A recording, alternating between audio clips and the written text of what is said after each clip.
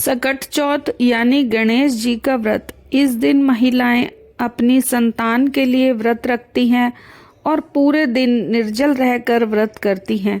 रात को चांद आने पर व्रत खोलती हैं। इस दिन गणेश जी और चौथ माता की पूजा की जाती है। ऐसा कहा जाता है कि सकट चौथ का व्रत करने से संतान को लंबी आयु मिलती है और उनके संकट टल जाते हैं। आज आप सुनेंगे देवरानी जेठानी वाली सकट माता की कथा और गणेश जी और बुढ़िया माई वाली कहानी। तो कथा को पूरा सुने और कमेंट बॉक्स में गणेश जी की जय जरूर लिखें। एक शहर में देवरानी जेठानी रहती थी। देवरानी गरीब थी और जेठानी अमीर थी। देवरानी हमेशा गणेश जी का पूजन और व्रत करती थी। देवरानी का पति जंगल से लकड़ी काटकर लाकर बेचता। देवरानी घर का खर्चा चलाने के लिए जेठानी के घर काम करती और शाम को बचा हुआ खाना लेकर जाती थी। माघ महीने में गणेश जी का व्रत सकट चौथ देवरानी ने रखा। उसके पास पैसे नहीं थे, इसीलिए उसने तिल और गुड़ लाकर तिलकुटा बनाया नहीं। पूजा करके तिल चौथ की कथा सुनी और जेठानी के यहाँ काम करने चली गई। सोचा शाम को चंद्र को अर्घ्य देकर जेठानी के यहाँ से लाया खाना और तिलकुटा खाएगी। शाम को जब जेठानी के घर खाना बना तो जेठानी का व्रत होने के कारण सभी ने खाना खाने से मना कर दिया।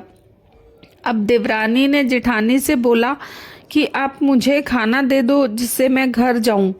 इस पर जेठानी ने कहा कि आज तो किसी ने अभी तक खाना नहीं खाया, तुम्हें कैसे दे दूं? तुम सवेरे ही बचा हुआ खाना ले जाना। देवरानी उदास मन से घर चली गई। देवरानी के घर पति बच्चे सब आस लगाए बैठे थे कि आज तो त्योहार है, इसीलिए कुछ पकवान खाने को मिलेगा। लेकिन जब बच्चों को पता चला कि आज तो रोटी भी नहीं मिलेगी तो बच्चे रोने लगे।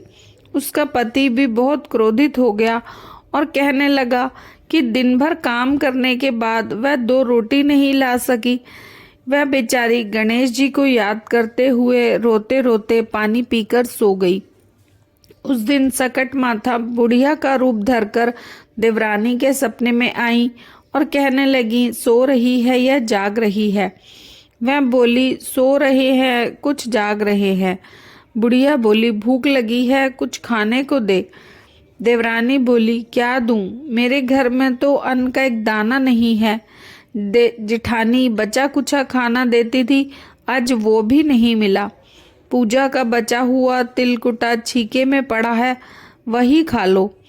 सकट माता ने तिलकुट खाया और उसके बाद कहने लगी, निमटाई लगी है।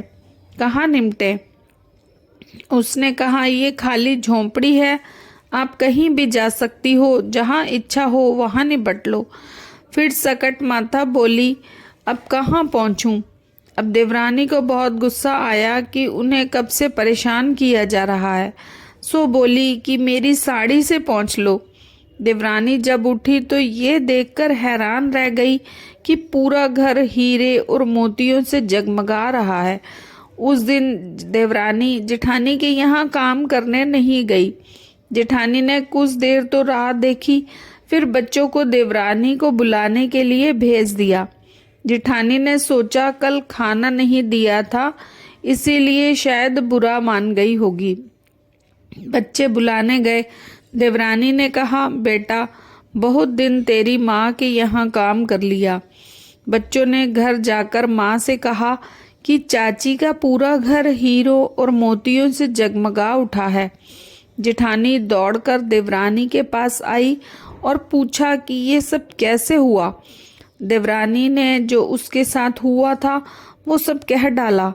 उसने भी वैसा ही करने की सोची। उसने सकट चौथ के दिन तिलकुटा बनाया।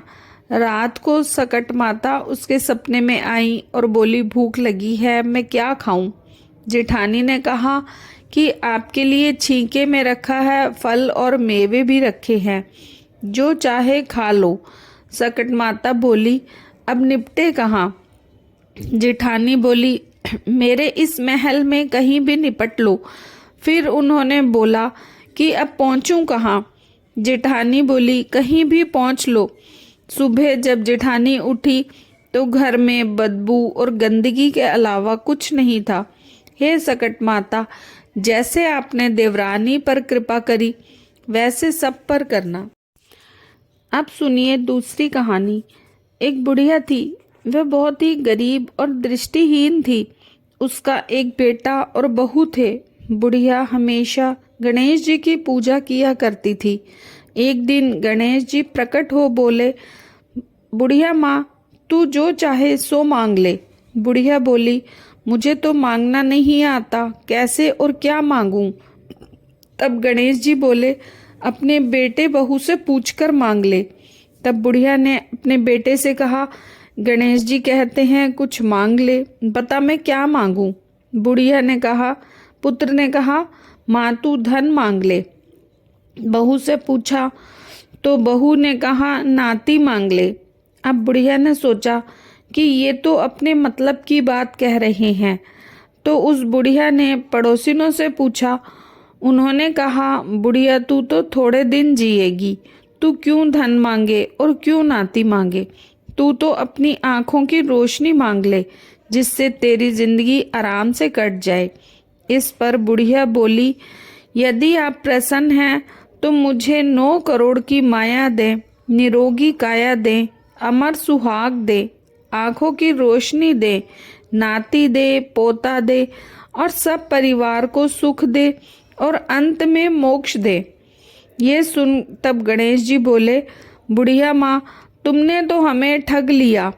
फिर भी जो तूने मांगा है वचन के अनुसार तुझे सब मिलेगा। और ये कह गणेश जी अंतर्ध्यान हो गए। उधर बुढ़िया माँ ने जो कुछ मांगा वो सब उसे मिल गया। हे गणेश जी महाराज, जैसे तुमने उस बुढ़िया माँ को सब कुछ दिया वैसे ही सबको देना। गणेश जी महाराज की जय।